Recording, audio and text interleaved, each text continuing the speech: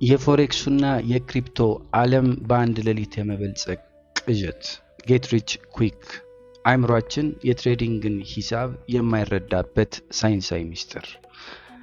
ሰላም ጤና ይስጥልን ውድ የአይስ ትሬዲንግ ሳይኮሎጂ አካዳሚ ቤተሰቦች እንዴት አላችሁ? እስቲ ኢንስታግራም ወይም ቲክቶክ ላይ የምታዩትን የትሬደሮች ህይወት እናስበው። የ20 ዓመት ወጣቶች ዱባይ ውስጥ በላምበርጊኒ ሲሽከረከሩ ስክሪናቸው ላይ በአንድ ትሬድ 5000 እና 10000 ዶላር ሲያተርፉ ታያላችሁ። ይህንን ስታዩ ውስጣችሁ ይነሳሳል። $100 አካውንት ትከፍቱና እኔም በአንድ ወር ውስጥ ይህንን $100 2000፣ 10000፣ 20000፣ 30000 ዶላር አደርገዋለሁ ብላችሁ ቻርት ላይ ትቀመጣላችሁ። በፍጥነት ሀብታም ለመሆን ስትሉ $100 የማይመጥን ግዙፍ ሎት ሳይዝ ትጠቀማላችሁ። የመጀመሪያው ትሬድ ትንሽ ያተርፋል። ሁለተኛው ላይ ግን ማርኬቱ በአንዲት ቀይ ካንድል ብቻ ወደ ታች ሲተኮስ ያቺ $100 በአንዲት ሰከንድ ትጸናለች። ከዚያስ ሌላ $100 ትጨምራላችሁ፣ እሱም ይጠፋል። ትሬዲንግ አጭበርባሪ ነው ብላችሁ መጨረሻ ላይ ትተውታላችሁ። እውነቱን እንነጋገር ከተባለ ኢንስታግራም ላይ የሚሸጥላችሁ በአንድ ሌሊት የመበልጸግ ህልም የትሬዲንግ ዓለም ትልቁ ካንሰር ነው። ዛሬ የሰው ልጅ አእምሮ እውነተኛውን የሀብት መንገድ ለምን መረዳት እንደሚከብደው፣ ፈጣን እርካታን ወይም ኢንስታንት ግራቲፊኬሽን ለምን እንደሚፈልግና ታላቁ የሳይንስ ሊቅ አልበርት አንስታይን የዓለም 8ኛው ድንቅ ነገር ብሎ የጠራውን ሚስጥር ትሬዲንግ ላይ እንዴት እንደምንጠቀመው በጥልቀት እንመረምራለን። ትሬዲንግን እንደ ካዚኖ ማየት አቁማችሁ እንደ እውነተኛ ቢዝነስ ማየት እንድትጀምሩ የሚያደርጋችሁ ቪዲዮ ይህ ነው። አብራችሁኝ ቆዩ። የፈጣን እርካታ ኒውሮሳይንስ the neuroscience of instant gratification። ለምንድን ነው የሰው ልጅ ቶሎ ሀብታም መሆን የሚፈልገው? ለምንድን ነው በ5 ዓመት ውስጥ ሚሊዮነር ትሆናለህ ሲባል አሰልቺ የሚሆንበትና በአንድ ወር ውስጥ ሲባል ግን በጣም ደስ የሚለው? ሳይንስ ለዚህ አጥጋቢ መልስ አለው። በአእምሯችን ውስጥ ዶፓሚን የሚባል የሽልማት ኬሚካል አለ። በጥንታዊው የሰው ልጅ ታሪክ ወይም ኤቮሉሽን አባቶቻችን ምግብ ካገኙ አሁኑኑ መብላት ነበረባቸው። ለነገ ላስቀምጠው ካሉ ሌላ አውሬ ይወስድባቸዋል ወይም ይበላሻል። ስለዚህ አእምሯችን የተፈጠረው ለአሁኑ ጊዜ ወይም ለፕሬዘንት ሞመንት እንጂ ለወደፊት ጊዜ ወይም ለፊውቸር ሆራይዘን አይደለም። ይህ ተፈጥሮ ኢንስታንት ግራቲፊኬሽን ወይም የፈጣን እርካታ ፍላጎት ይባላል። በትሬዲንግ ላይ አእምሯችሁ ዛሬ ለምታገኙት $50 ከፍተኛ ዶፓሚን ይረጫል። ነገር ግን በዲሲፕሊን ከሰራ ከ3 ዓመት በኋላ $50,000 ይኖርሃል ብትሉት አእምሯችሁ ያንን የሩቅ ጊዜ ወይም ፊውቸር ታይም ላይን መሳል ስለማይችል ምንም ኬሚካል አይረጭም። ለዚህ ነው 99% ትሬደሮች የ3 ዓመቱን ባለጸግነት ትተው የዛሬዋን $50 ቁማር መርጠው አካውንታቸውን የሚያጠፉት። አእምሯችን የማያውቀው ሂሳብ ሊኒየር ቨርሰስ ኤክስፖኔንሻል ቲንኪንግ። የትሬዲንግ ትልቁ ሚስጥር ኮምፓውንዲንግ ኢንትረስት ነው። ነገር ግን አእምሯችን ይህንን የሂሳብ ቀመር ፈጽሞ ሊረዳው አይችልም። የሰው ልጅ አእምሮ የሚያስበው በቀጥታ መስመር ወይም ሊኒየር ቲንኪንግ በሚባለው መንገድ ነው። 1 2 3 4 5 እያለን የሚደምረው። ኮምፓውንዲንግ ደግሞ የሚያድገው በብዜት ወይም ራሱን እያባዛ ነው። ኤክስፖኔንሻል ግሮዝ ይሉታል። 1 2 4 8 16 32 እያለ ይተኮሳል። እስቲ አንድ ጥያቄ ልጠይቃችሁ። ዛሬ $1000 አካውንት ኖሯችሁ በየቀኑ 1% ማለትም $10 ብታሳድጉት ከአንድ ዓመት በኋላ ወይም ደግሞ ከ250 የትሬዲንግ ቀናት በኋላ ስንት ዶላር ይኖራችኋል? አብዛኛው ሰው በሊኒየር አእምሮ ሲያስብ በቀን $10 ሲባዛ በ250 ቀን $2500 ይሆናል ይላል።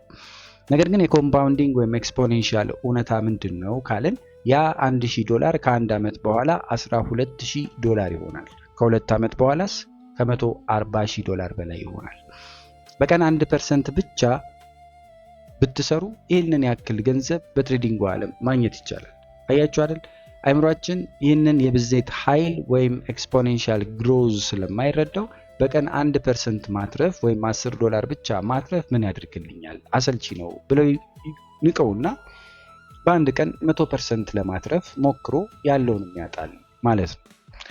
ቶሎ ለመበልጸግ መሞከር አሚግዳላን እንዴት ያነቃታል? ዘ ኮርቲሶል ትራፕ። በአንድ ሌሊት ለመበልጸግ ስትወስኑ የትሬዲንግ ፕላናችሁን ትጥሳላችሁ። $100 ይዛችሁ 0.1 ወይም 0.5 ሎት ሳይዝ ትከፍታላችሁ። which is over leveraging ይሆንባችኋል ማለት ነው።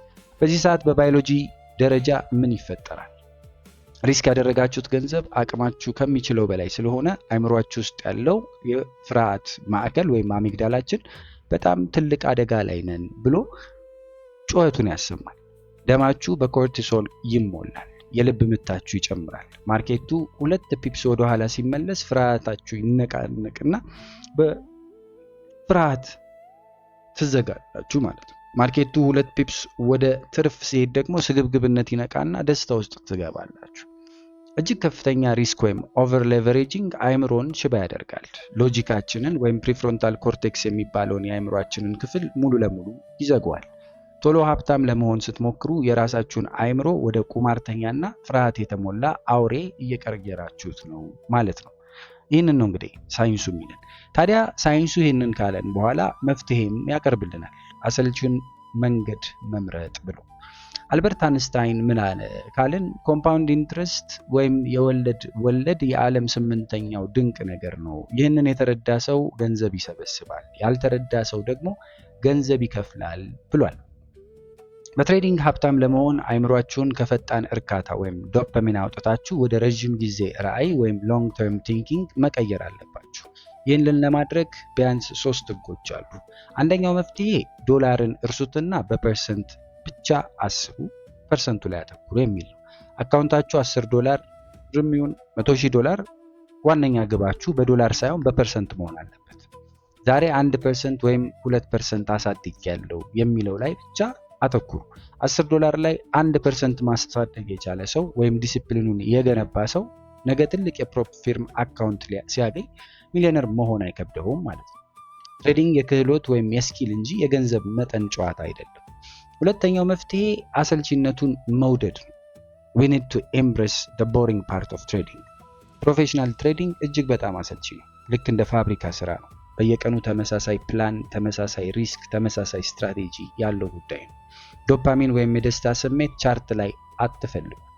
መዝናናት ከፈለጋችሁ ፊልም እዩ፣ ኳስ እዩ፣ የተለያዩ ነገራቶችን አድርጉ። ትሬዲንግ ዲሲፕሊን እና ድግግሞሽ ወይም ኮንሲስተንሲ ብቻ የሚፈልግ ሴክተር ነው። አሰልቺ ሲሆንላችሁ ገንዘብ ማተም ጀምራችኋል ማለት ነው። ሶስተኛው መፍትሄ ራዕያችሁን እወቁት። you need to change your time horizon። በዚህ ሳምንት ስንት ላትርፍ ማለትን ማቆም ካልቻላችሁ መቼም ትርፋማ አትሆኑ። ከ1 ዓመት በኋላ በየቀኑ 1% እያሳደግኩኝ ብሄድ የት ደርሳለሁ ብላችሁ አስቡ። አይምሯችሁን ከ1 ሳምንት ጭንቀት አውጥታችሁ ወደ 1 ዓመት ራዕይ ስታስገቡት አሚግዳላችሁ ወይም ፍርሃታችሁ ሙሉ በሙሉ ይጠፋል። ምክንያቱም የዛሬዋ 1 ኪሳራ በ1 ዓመት ጉዞ ውስጥ ምንም እንዳልሆነች አይምሯችሁ ተረድቶ ስለሚገባ ማለት ነው። እንደ ማጠቃለያ ኢንስታግራም ላይ የሚሸጥላችሁን ፌክ ህይወትና ህልም እርሱት። በአንድ ሌሊት ሀብታም የሚያደርግ ትሬዲንግ የለም። በ10 ዓመት ጉዞዬ ውስጥ ይህንን ጉዳይ ለብዙ ጊዜያቶች ደጋግሜ ብናገርም የሰዎች ተፈጥሮ ነውና ብዙዎቹ ሳይሰሙኝ ብዙዎቹ ገደል ሲገቡ ባይኔ ተመልክቻለሁ። ያለው የ90% ቁማርተኛ ኪሳራና የ10% ዲሲፕሊን ያላቸው ትሬደሮች ኮምፓውንዲንግ ብቻ ነው። ትሬዲንግ የ100 ሜትር ሩጫ ወይም ስፕሪንት አይደለም። የዩዚያን ቦልት አይነት ውድድር አይደለም። ትሬዲንግ ያበበ ቢቂላው የማራቶን ሩጫ ነው። ቀስ ብሎ ሪስክን ጠብቆ 1% እያሳደጉ ከጫፉ መድረስ። ይህ ቪዲዮ ከውሸት ህልም አውጥቶ እውነታውን ካሳያችሁ ቪዲዮውን ላይክ በማድረግ አጋርነታችሁን አሳዩ። ለቻናላችን አዲስ ከሆናችሁ ደግሞ ሰብስክራይብ ማድረጋችሁን እንዳትዘነጉ። እስቲ በሐቀኝነት ንገሩኝና ቶሎ ለማትረፍ ብላችሁ ሎት ሳይዝ አብዝታችሁ አካውንት አጥፍታችሁ ታውቃላችሁ? የዚያን ቀን የሆነውን እስቲ በኮሜንት ላይ አጫውቱኝ፣ አብረን እንማማርበት። በሚቀጥለው ቪዲዮ እስከምንገናኝ የረጅም ጊዜ ራዕያችሁን አትዘንጉ፣ ገንቡ። በሱም ላይ ተመስርታችሁ ትሬዲንግን የበለጠ አበልጽጉ ለማለት ወደድኩኝ። በያላችሁበት ሰላማችሁ ይብዛ። ሰላም።